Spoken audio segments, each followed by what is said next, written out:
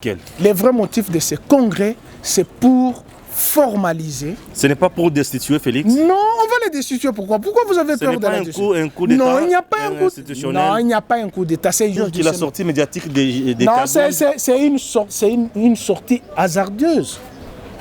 Et ça a amené quoi? Une polémique.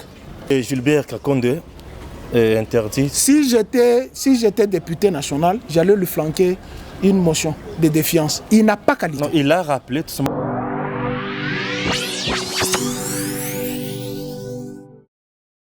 Merci, bienvenue dans votre émission Actu Plus. Actu Plus, nous devons quand même parler de cette polémique en République démocratique du Congo. Alexis Tamamamba qui parle pour trouver des solutions, remettre bien sûr l'état d'urgence du chef de l'État sur la route et Kabound qui réplique.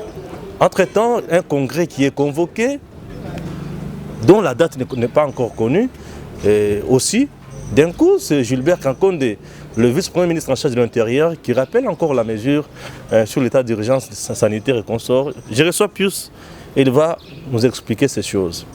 Bonjour Pius. Bonjour. Vous êtes analyste politique, en même temps membre du FCC, j'espère. Non, je ne suis pas membre du FCC. Je suis analyste politique neutre. Analyste politique neutre. Aujourd'hui, il semble que la crise pointe à l'horizon en République démocratique du Congo. Quelle est votre réaction? Il y a crise pour ceux qui veulent qu'il y ait crise. En réalité, il n'y a pas de crise. Il y a une lecture biaisée de la Constitution. Laquelle Constitution a ces dispositions qui sont claires. Vous savez que lorsqu'on prend l'article 85, sur lequel beaucoup fondent la démarche du chef de l'État, oui, cet article demande à ce qu'il y ait concertation. Le chef de l'État s'est concerté avec le président de 2 chambres parlementaires. Avec le Premier ministre également. Et aussi avec le Premier ministre. Il l'a fait. Il a fait. Mais cette démarche-là doit être couverte par les articles 119, 144 et 145. Il faut avoir l'autorisation de la chambre basse pour qu'il y ait état d'urgence. Mais il se fait que nous sommes dans une période exceptionnelle. Laquelle période nous avons une pandémie qui pointe à l'horizon. Et donc il faut couvrir constitutionnellement cet état d'urgence. Et je ne vois pas en quoi il y a polémique du juridisme et il y a des experts constitutionnalistes qui sortent je ne sais pas d'où pour mettre en cause une démarche qui est pourtant constitutionnelle. Est-ce que vous pensez qu'un Ntambwe Mwamba, c'est vraiment excusez-moi le terme, est-ce que c'est un malade pour qu'il se concerte avec sa collègue de la chambre basse pour qu'il y ait congrès? Et pourquoi les gens doivent avoir peur du congrès? Mais ces congrès ou bien la prorogation, c'est le chef de l'État qui devrait demander ça. Non, écoute, pour les 15 jours, bien sûr. Non, lisez la Constitution. Non, mais j'ai bien lu la Constitution, mon frère. Oui, quelle est la disposition qui donne autorisation au chef de l'État de proclamer l'état d'urgence? La première disposition, c'est l'article 85. L'article 85. Après consultation, tout mais après consultation. Mais lorsque vous allez avec l'article 119, l'article 144, l'article 145... Le 2 articles, attention, il y a... Donne l'autorisation. Attention, il y a un article qui dit lorsqu'il faut l'état de guerre, là les chefs de l'État doivent aller vers le Parlement. Non. Mais lorsqu'il s'agit de l'état d'urgence, tout. Non, on vous dit que... Personne ne me dit, mais je lu. Non, la Constitution dit ceci. Les 2 chambres se réunissent en congrès pour telle matière. Oui, et il y a beaucoup de matières. Mais oui, il y a justement l'état d'urgence. Mais je ne refuse pas, mais ce que Tamamamba demande pour recadrer ou bien sécuriser l'état d'urgence du chef de l'État, c'est ce que nous ne comprenons pas. Non, ce n'est pas sécurisé, c'est formalisé juridiquement. Est-ce qu'on va formaliser ça dans un congrès? Mais oui, justement. Mais dans un congrès, on ne vote pas les lois. Non, écoute, il ne faut pas lire... non, mais c'est la Constitution, mon ami. Il ne faut pas lire la Constitution d'une manière biaisée. Donne-moi l'article. Attention, merci. Je vais vous lire la Constitution. Je vais lire quel article? Non, les dispositions pour que les gens comprennent réellement que c'est... Il nous faut d'abord... Vous voulez lire quel article? C'est simple, Pius. On lit d'abord... Quel article? Il y a tellement de confusion aujourd'hui autour des articles.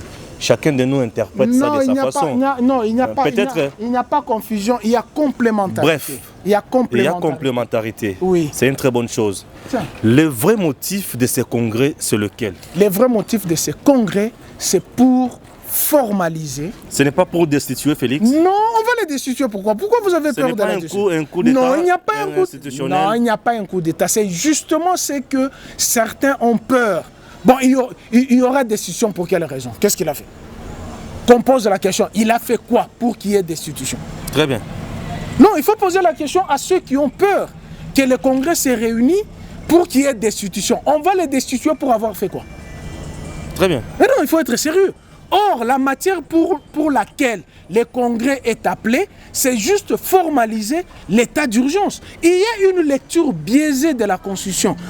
Qu'on ne lise pas avec les yeux en noir et blanc. Il faut lire avec les yeux en couleur. L'article 85.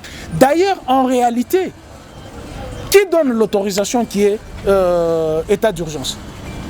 On dit les congrès donnent l'autorisation. C'est le congrès qui autorise. En principe, c'est que Tambwe Mwamba et Janine Mabund et le Premier ministre sont allés auprès du président de la République. Le président de la République s'est consulté avec eux. En principe, les deux présidents de deux chambres devraient rentrer faire un rapport aux élus du peuple que voilà la démarche du chef de l'État et les élus du peuple donnent l'autorisation qui est état d'urgence. Mais puisque nous sommes dans une situation exceptionnelle, laquelle situation nous sommes face à une pandémie. Voilà pourquoi le chef de l'État a été couvert par l'article 85. Donc les juristes et les constitutionnalistes qui sortent, je ne sais pas de quelle école, veulent amener le pays simplement... Maintenant que Gilbert Kakonde est interdit... Si j'étais député national, j'allais lui flanquer une motion de défiance. Il n'a pas qualité. Non, il a rappelé tout simplement la mesure prise par le chef de l'État. Écoutez, les deux chambres ont levé la mesure individuellement. Ce sont les deux chambres qui se sont réunies. Ce n'est ni le chef de l'État qui avait demandé aux deux chambres de suspendre les travaux, ni le gouvernement. Ce sont les deux chambres à l'interne qui se sont dit de suspendre les travaux. Elles ont le droit de reprendre les travaux. Et tu sais d'abord que sur le plan hiérarchique, il y a le président de la République. Je sais. Il y a le Parlement, Sénat et Chambre et l'Assemblée nationale. Il y a le gouvernement et les cours et tribunaux. Mais comment toi qui es subalterne à une institution, tu vas donner l'ordre conseil le Parlement? Si moi j'étais député national, j'allais lui flanquer une motion de défiance. Merci beaucoup, nous sommes arrivés à la fin. Non, nous ne sommes pas encore arrivés. On n'a pas abordé la question qui fait jaser encore la bêtise du vice-président du bureau de l'Assemblée nationale. En une minute, qu'est-ce que vous voulez nous dire? Écoute, lorsque tes chefs décident, est-ce qu'un subalterne a un mot à dire? Non, qu'on se le dise ouvertement. Il n'est pas son chef. Non, il est chef hiérarchique par une institution. Il est le président d'une institution. Attention, c'est l'Assemblée nationale qui est au-dessus du Sénat en quelque sorte. Puisqu'en cas de confusion, c'est la voix de l'Assemblée nationale qui prime. Non, là tu parles de vote de loi. Voilà. Sur le plan protocolaire, c'est l'Assemblée nationale. Et sur le plan institutionnel, la deuxième personnalité, c'est celle qui couvre le bureau du Sénat. Je veux dire que la sortie médiatique des non, c'est une sortie hasardeuse. Et ça a amené quoi? Une polémique. Ça a mené une polémique. Alors que la République démocratique du Congo n'a pas besoin de polémique. À l'heure où nous parlons, nous avons besoin de fédérer toutes nos forces pour que le pays marche. On n'est pas là pour des guerres de positionnement pour se faire un nom à la place publique. Très bien, c'est bien dit. Merci et à très bientôt. Merci.